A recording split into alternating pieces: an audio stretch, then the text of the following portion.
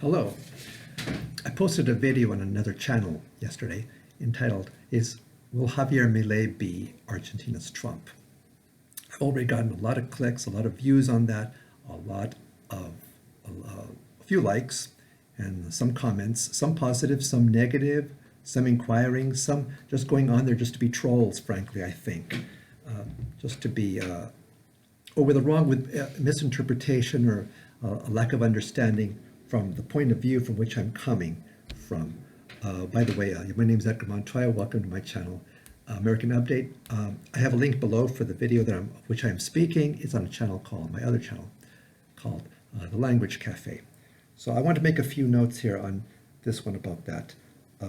When I compare to Trump, will he be the next Trump, Javier Milei? That's not necessarily a bad thing or a good thing. It's just that it is, people make comparisons. Somebody got upset on there because I'm making a comparison. What are you doing making a comparison? You can't compare the two countries. You can't compare the people. Comparisons in the political world are made. They are made, especially between politicians.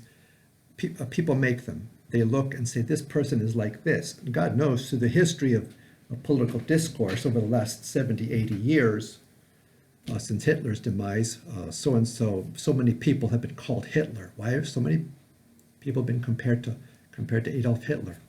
Wrongly so, falsely so, I think. So now it's nothing to say, is Milei Trump? Or somebody said to me, wrote me actually, well, the real question is, will Trump be the next Milei? Which doesn't make much sense, really. Trump has a background, he has a history already as president. The question really is, if Milei gets into power as president of Argentina, will he be like Trump? Will he lead like Trump? How much like Trump will he look like?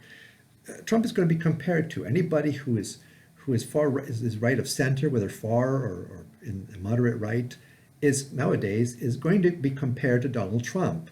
Or it might be compared even to Jair Bolsonaro. It might be compared to the prime minister in Italy, the lady, I think her name is Merlo.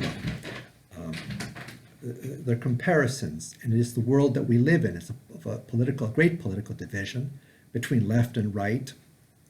Both sides, frankly, is looking at each other in a negative light, and as if the other side is the reason for the problems of the world. Of course, being a conservative myself, I tend to stand in the right of the right and have much to say, and maybe in other videos about those on the left. I've spoken opposition in videos and in discourse with other people concerning those on the left, certain people who I can't mention because YouTube scans for those names and then they remove you. But anyways, I want to say he's going to be compared to Trump. That's just natural. And some people, I feel like, in another video I posted some months ago too, last year actually, during the World Cup, it was blacks in Argentina, or the lack of them. And I posted that because of a Washington Post interview where somebody wrote, how come there are no blacks in Argentina's team? That was very polemic, that video. Got a lot of interest, a lot of likes, a lot of dislikes. It got some argument on that. But I wanted to say that about that subject, there is, I've noticed, a great sensitivity. First of all, I want to say, if you're curious about my background and why I talk about Argentina, I am Argentinian on my mom's side, my mother's side, and proudly so.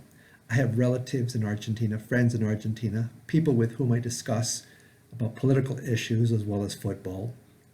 I am interested and I'm knowledgeable, fairly knowledgeable on the subject. Not as knowledgeable as many of you who probably deem yourselves to be professors on the subject, at least compared to this, relatively speaking, Gringo.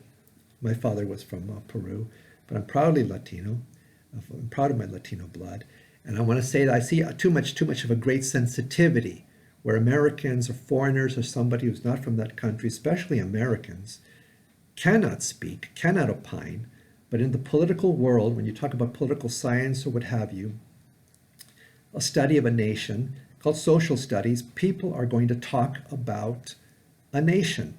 And they're going to take a nation many times and put it under the microscope, and they're going to dissect it, and they're going to talk about the people and its leaders and its history. And this is only natural. This happens. It is wrong to be so ultra sensitive, ultra sensitive about an American speaking about Argentina or what country, whatever the country may be. It's going to happen. Those countries, people in those countries, political scientists or laymen, they'll do likewise about the United States. They will speak such too. We talk about each other. We opine on each other, on our politics and our future, and how we may affect each other. The sense is that Americans cannot speak. We can speak. To have the sensitivity that don't touch us, don't leave us alone, don't talk about our politics, don't talk about blacks or the lack of them in Argentina or whatever. Americans can speak. Well, we are a country of which the world opines all the time in the press and among its people. Americans can speak as well. And from my point of view, I don't come in criticism. I speak from a point of concern. Because I'm concerned about the future of Argentina. It's in my blood. My people, my ancestors came from there, and I care. I don't have as much knowledge as so many people out there, so many Argentines out there who may write me, criticize me, even insult me. Fine. But I speak from a point of concern and a great love for this nation of Argentina. And I'm concerned about, I'd love to see Peronismo end there, over that scourge of over 70 years. Most Argentines I know who, speaking on that subject, they wish to see them gone too. So people are going to speak. And as for similarities, I mentioned that somebody wrote me saying, you can't talk about us, we're same, we're not the same, we're different. And I wrote back saying that JFK once said about the Soviet Union, that comparing them, he said, we are more similar than we are different. We breathe the same air and we have the same hopes for our children. And somebody still wrote me back angrily and said, no, we're not the same at all. We don't breathe the same air. And sometimes you get the sense you're speaking with a child. Now, I respect that you know so much about your country, but the idea that we cannot speak about each other, we cannot opine on each other's politics and where we're going, is just to be isolationist, is just to be egotistical, it's just to come from another, I don't know what kind of place, that we can't be openly talk about these things. That is the mentality too on the left, frankly, from the American left, the world left, or especially the American left, that seeks to shut up the conservative, to silence the conservative, to ban them, that you're not allowed to speak, you're not allowed to opine. But there are similarities, and especially when the thing I have in common is that I am Latino, I am Argentinian, I am Peruvian. In the future I may talk about Peru, there's certain things going on there as well. So I just wanted to say, and I will have the link to that video, you can go and check it out, that I just hope for the best. That is not to attack or to endorse Javier Milei. I hope that if he's elected president, he can do good things, that he will lead Argentina in a good way.